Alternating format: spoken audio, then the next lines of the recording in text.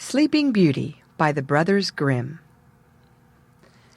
Once upon a time there lived a king and a queen who were very unhappy because they had no children. But at last a little daughter was born, and their sorrow was turned to joy. All the bells in the land were rung to tell the glad tidings.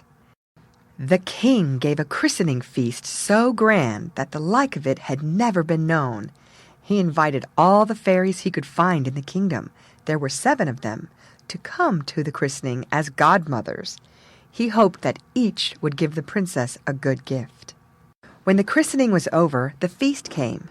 Before each of the fairies was placed a plate with a spoon, a knife, and a fork, all pure gold. But alas, as the fairies were about to seat themselves at the table, there came into the hall a very old fairy who had not been invited. She had left the kingdom 50 years before and had not been seen or heard of until this day. The king at once ordered that a plate should be brought for her, but he could not furnish a gold one such as the others had. This made the old fairy angry, and she sat there muttering to herself. A young fairy who sat near overheard her angry threats. This good godmother, fearing the old fairy might give the child an unlucky gift, hid herself behind a curtain. She did this because she wished to speak last and perhaps be able to change the old fairy's gift.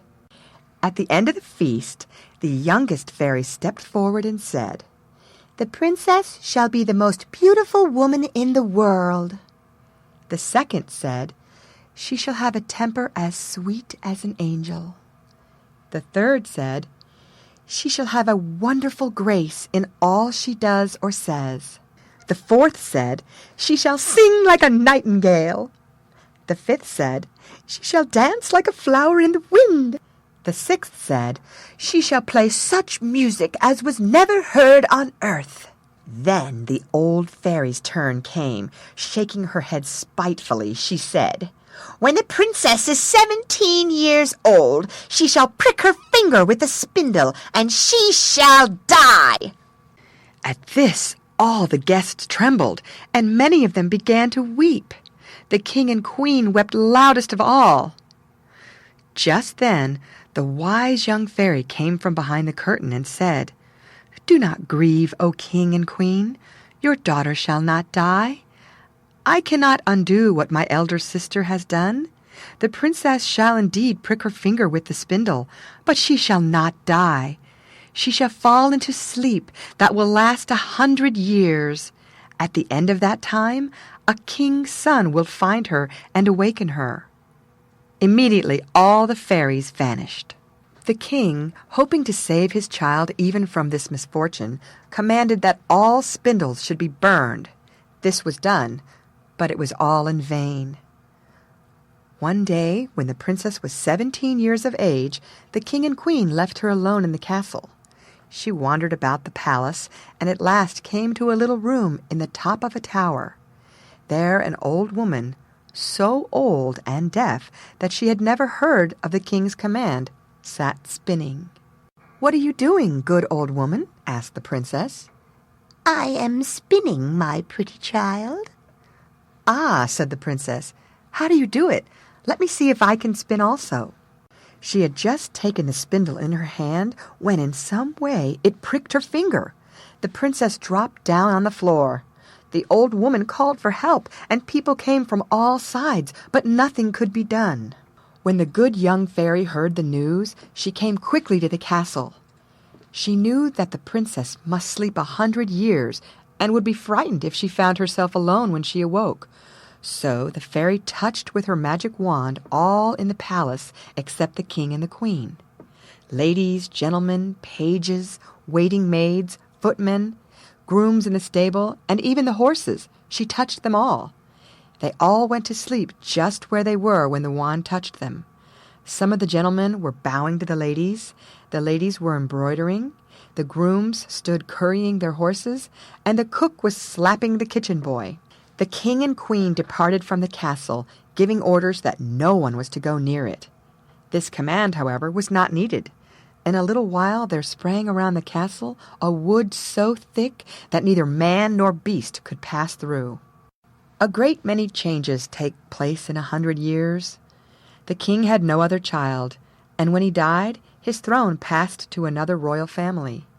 Even the story of the sleeping princess was almost forgotten. One day, the son of the king who was then reigning was out hunting, and he saw towers rising above a thick wood. He asked what they were, but no one could answer him. At last, an old peasant was found who said, "Your Highness, 50 years ago my father told me that there is a castle in the woods where a princess sleeps, the most beautiful princess that ever lived. It was said that she must sleep there 100 years, when she would be awakened by a king's son." At this, the young prince determined to find out the truth for himself. He leaped from his horse and began to force his way through the wood. To his astonishment, the stiff branches gave way, and then closed again, allowing none of his companions to follow. A beautiful palace rose before him. In the courtyard, the prince saw horses and men who looked as if they were dead. But he was not afraid and boldly entered the palace. There were guards motionless as stone, gentlemen and ladies, pages and footmen, some standing, some sitting, but all like statues. At last the prince came to a chamber of gold, where he saw upon a bed the fairest sight one ever beheld, a princess of about 17 years who looked as if she had just fallen asleep. Trembling, the prince knelt beside her and awakened her with a kiss. And now the enchantment was broken. The princess looked at him with wondering eyes and said, "Is it you, my prince? I have waited for you long." So happy were the two that they talked hour after hour. In the meantime, all in the palace awakened, and each began to do what he was doing when he fell asleep. The gentlemen went on bowing to the ladies went on with their embroidery, the grooms went on currying their horses, the cook went on slapping the kitchen boy, and the servants began to serve the supper. Then the chief lady in waiting, who was ready to die of hunger, told the princess aloud that supper was ready. The prince gave the princess his hand, and they all went into the great hall for supper. That very evening the prince and princess were married. The next day the prince took his bride to his father's palace, and there they lived happily ever afterward. Read by Lorraine Montgomery for Lit to Go, on the web at fcit.usf.edu.